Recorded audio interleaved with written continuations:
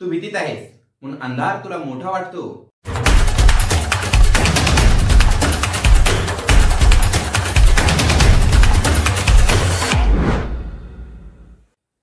भीती हे माणसाचा स्वभाव आहे, मात्र त्याच वेळी ते एका प्रकारचं भांडवल देखील आहे. माणसाच्या याच इंग्रजी भाषेच्या भीतीचं भांडवल करून कोट्यावधी मुलांना इंग्रजी ज्ञान व नोकऱ्यांपासून दूर ठेवलं आहे. आपली इंग्रजीची भीती दुसऱ्याचं भांडवल बनत आहे. हे कसं होते त्याबद्दल एक गोष्ट सांगतो.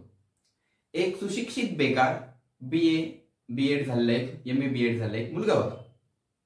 त्याचं लग्न झालेलं होतं, त्याला एक मुलगा पण होता आणि तो आता परेशान झाला कारण त्याला काही नोकरी नव्हती. एका सकाळी तसंच तो परेशानीमध्ये बसला होता. एक न्यूजपेपर आला. तो न्यूजपेपर वाचताना त्याच्यातून एक ॲडव्हर्टाइजमेंट खाली पडली. तो बघला तर काय त्याच्यावर जॉब पोस्ट म्हणजे की जॉब देणार म्हणून ह्याने एक ॲडव्हर्टाइजमेंट होती. त्याला आता नोकरीची खूप गरज होती. तो लगेच तिकडे पळाला. लवकर तिथे गेला आणि ती जॉब होती एका सर्कसमध्ये. सर्कसमध्ये तिथे गेला आणि म्हणला की मला जॉब करायची आहे, कशाबद्दल आहे माहिती पाहिजे होती. त्याने मग त्याला सांगले की बघ बाबा, आमच्याकडे तुला 6 महिन्याचे एक ट्रेनिंग दिला जाणार. त्या ट्रेनिंगच्या नंतर तुला 60,000 रुपये पगार जॉब मिळणार. तो खुश झाला. 60,000 रुपये, आता 10,000 5,000 मिळणे अवघड आहे, ते 60,000 रुपये मिळणार. त्याने विचारलं मग कशाबद्दल जॉब आहे. त्यांनी सांगलं तुला एक माकडाचा रोल करावा लागेल. कोणाचा? माकडाचा. 6 महिने ट्रेनिंग दिलं जाईल की तू कसं वागायचं, काय करायचं, आणि नंतर 6 महिन्यानंतर तुला सर्कस मध्ये येऊन तू माकडाचं काम करावणार मला.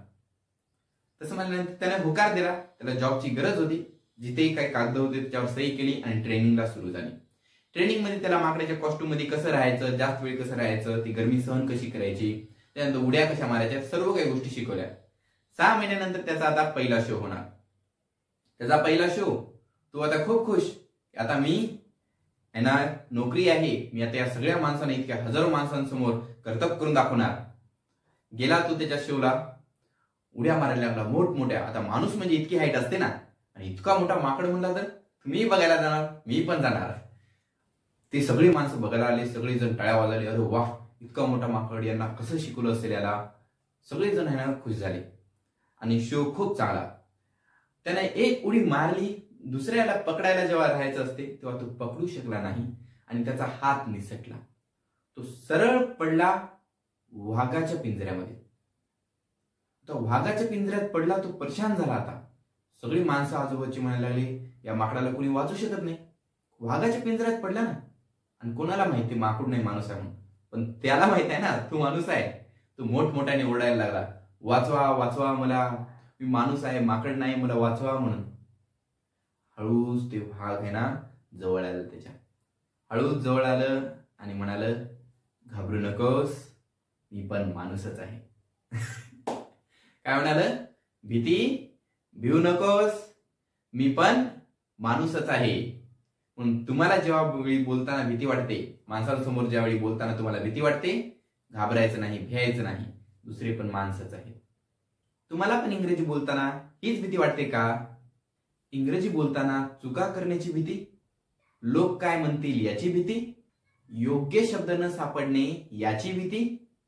भीती मनाचे, वादळ मनाचे, पण जर अंतःकरण निश्चयी असेल तर इंग्रजी बोलणे निश्चित आहे. चला इंग्रजी बोलायला सुरुवात करा. इंग्रजी बोलण्याची भीती कशी दूर कराल आज शिकूया.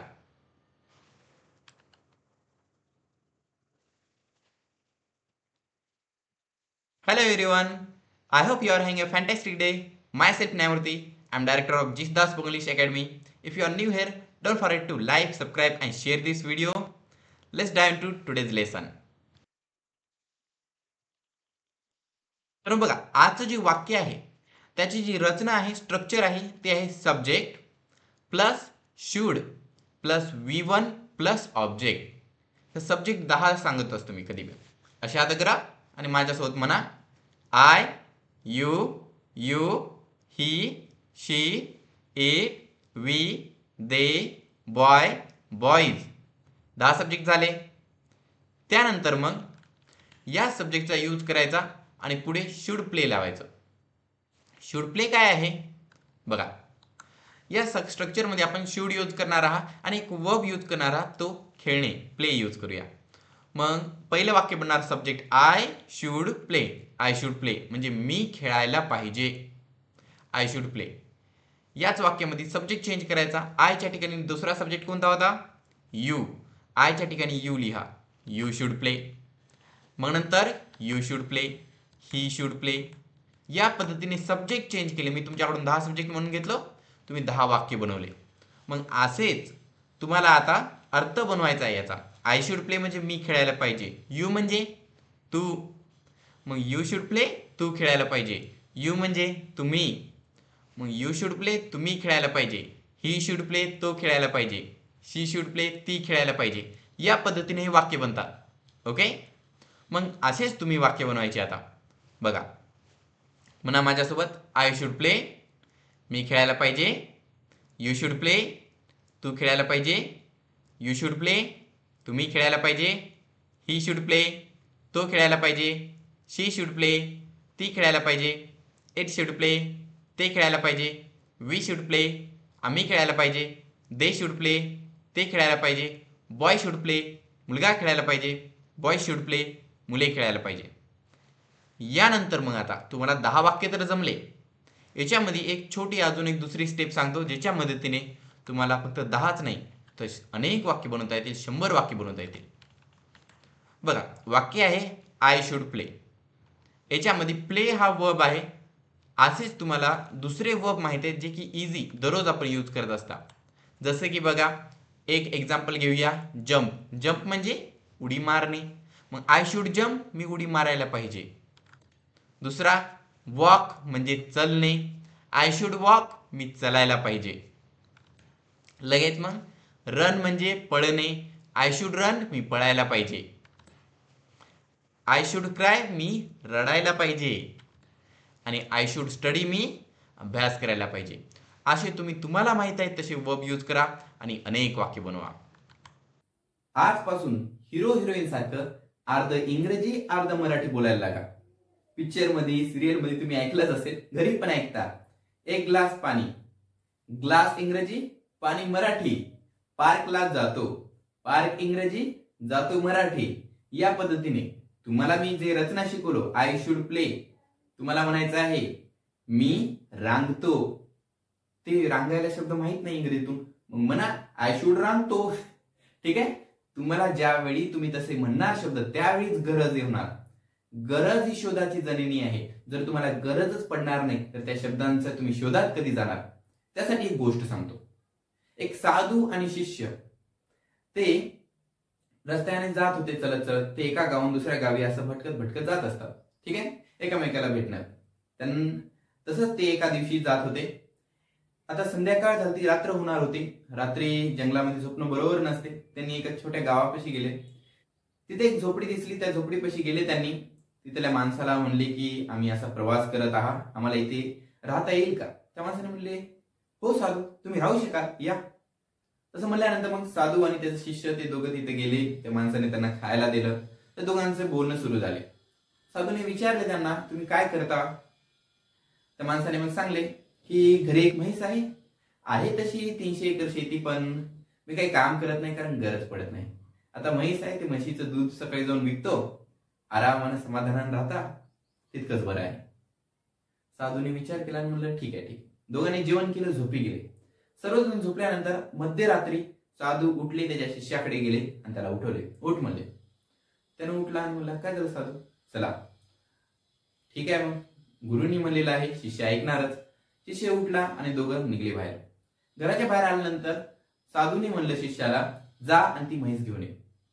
शिष्य आश्चर्यचकित झाला. तो म्हणला काय म्हणता साधू, मी असं कसं करू? चोरी करणं माझ्याने होणार नाही. साधूने म्हणले मी तुझा गुरु आहे ना. शिष्याने म्हणले हो. तू माझं ऐक, जसं म्हणलं तसं कर. शिष्याने म्हणले ठीक आहे. तो गेला, तिथून त्यांची म्हैस घेतला. दोघं निघाले. खूप काय अंतर गेलं.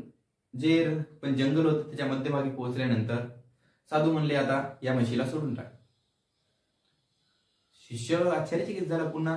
तो म्हणला साधू आपण म्हशीला चोरलंस, आता याला चोरू, आता विकूत तर पैसे तर मिळतील, असं तिथे सोडून काही फायदाच बसणार नाही. मग ही आणलीच कस का? पुन्हा गुरुनी म्हणलं, तू माझा शिष्य आहेस ना? शिष्याने म्हणले, हो. मग ऐक माझं. ठीक आहे. मग ते त्यांनी तिथे सोडली आणि निघून गेली आपापल्या दुसऱ्या गावाला. खूप काही वर्ष झाली, आता शिष्य साधू बनला, अपग्रेड झाला. ओके. मग शिष्य आता जरी साधू बनलेला असला तरी त्याच्या मनामध्ये ते दुःख होतच. त्याने म्हणले की अरे मी चोरी केलो, त्या बिचाऱ्याचं राहण्याचं जगण्याचं जे एक साधन होतं त्याला आम्ही चोरून आणलं, नंतर ते तसं सोडून टाकलं. त्याला माफी मागायची होती. तो त्या गावाला गेला. तिथे जाऊन बघतो तर काय, ज्या ठिकाणी ती झोपडी होती त्या ठिकाणी खूप मोठा आता महल आहे. तो जो माणूस तिथे आहे ना गरीब बसलेला होता तो आता एक खूप मोठा सेठ म्हणून तिथे दिसत होता. त्याची मुलं गाड्याने बाहेर जात होते. तो त्याच्याकडे गेला आणि म्हणला, तुम्हाला माहित आहे मी कोण आहे? त्या सेठने म्हणलं, हो, साधूंसोबत तुम्ही त्या दिवशी खूप वर्षा पहिले आलेले होते, मला अजूनही आठवण आहे. त्याने म्हणले, हो मी आलतो आणि मला तुमची क्षमा मागायची आहे, कारण त्यावेळी रात्री आम्ही तुमची म्हैस चोरून नेली. त्या सेठ जो झालता त्या माणसाने म्हणले, अरे तुम्ही काय म्हणता? तुम्ही त्या दिवशी माझी म्हैस चोरून नेली म्हणूनच तर मी आज इतका मोठा झालो. मला तेव्हा वाटले माझ्याकडे जे पण काही म्हैस आहे, जे पैसे आहेत त्याच्याने मी जगू शकेल, समाधानी आहे. पण ज्यावेळी तुम्ही ते माझं साधन घेऊन गेलं त्यावेळी मला गरज पडली. मग मी माझ्या शेतीकडे बघायला लागलो, ते शेती करायला लागलो आणि नंतर मग इतके पैसे ते मिळाले आणि मग हे मोठं घर झालं आणि मी अमीर झालो. मला गरज पडली नसती तर मी मोठा झालो नसतो, असं त्या माणसाने म्हणले. तसंच तुम्ही पण आहात. तुमच्यामध्ये ते पोटेन्शियल आहे, ते ताकद आहे, ती वेळ आहे, फक्त तुम्हाला गरज पडत नाही. तुम्ही माझ्या सांगलेल्या टेक्निकचा यूज करा, वापर करायला लागा, बोलायला लागा. तुम्हाला गरज पडली की तुम्ही तसेच मोठे बना. घाबरू नकाच. तुमच्या भीतीच्या पलीकडे तुमचं स्वप्न असतं. भ्यायचं फक्त पापाला, नाही कुणाच्या बापाला. कळालं का? आज मी तुम्हाला एका वाक्याचे 10 वाक्य कसे करायचे ते शिकवलो आणि तुम्ही 100 वाक्य बनवू शकता. माझ्या क्लासमध्ये मी तुम्हाला एका वाक्याचे 140 कसे बनवायचे ते शिकवतो. तुम्ही 10,000 वाक्य बनवू शकाल. म्हणून आजच क्लास लावा. इंग्रजीची भीती म्हणजे अंधार, जिसदात क्लासेस म्हणजे प्रकाश. अंधारावर प्रकाश फेकला की भीती पळून जाते. इतकं सांगून आजचा क्लास इथे थांबवतो. See you in the next class. Bye, have nice day. माझे एक 2 चॅनल आहेत, एक आहे न्यायमूर्ती सर आणि दुसरा आहे जिशदास स्पोकन इंग्लिश अकॅडमी. त्या दोन्ही चॅनलला लाईक करा, सबस्क्राईब करा आणि शेअर करा. या व्हिडिओच्या खाली कॉमेंट्समध्ये सर्व वाक्य टाईप करा, म्हणजे की मला मदत मिळणार. आणि या व्हिडिओला लाईक करत जा, म्हणजे की मला तुमच्या व्हिडिओची क्वालिटी अजून वाढवता येणार आणि तुम्हाला जास्तीत जास्त ज्ञान देता येणार. So thank for attending today's class. See you in the next class. Bye. Have a nice day. Good morning, good afternoon, good evening, good night. Bye.